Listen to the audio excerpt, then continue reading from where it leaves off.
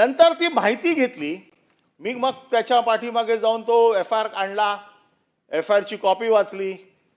मग त्याच्यात असं माझ्या लक्षात आलं की हे परमिट कोणाच्या नावाने आहे. मग त्या स्टेटमेंट वाचलं. त्या स्टेटमेंटमध्ये हे लिहिलेलं आहे की हे परमिट जे आहे हे ज्योती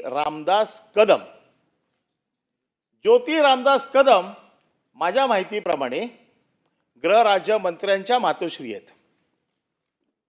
कॉन्फ्लिक्ट ऑफ इंटरेस्ट, आता हा कॉन्फ्लिक्ट ऑफ इंटरेस्ट जो मी सविस्तर सांगू इच्छितो की एखादा मंत्री आपल्या खात्याचा पदभार सांभाळत असताना त्या खात्याशी संबंधित असलेला व्यवसाय करू शकतो का, हा कॉन्फ्लिक्ट ऑफ इंटरेस्टचा विषय.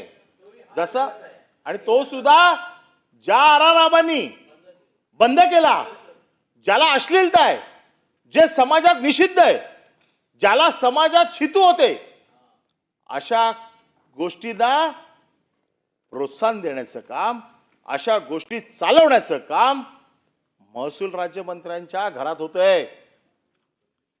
काय चाललंय महाराष्ट्रात? तुम्ही इथे आम्हाला सांगताय कायदा सुव्यवस्थेवरती मोठे आम्हाला लेक्चर देताय, धडे सांगताय.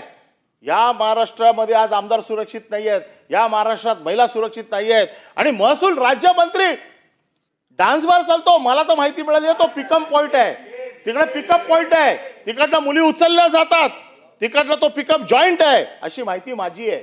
आपण मला जास्त चौकशी करायला लावाल, मी अजून खोलात जाईल. पढ़ते रहिए fight against criminal daily newspaper.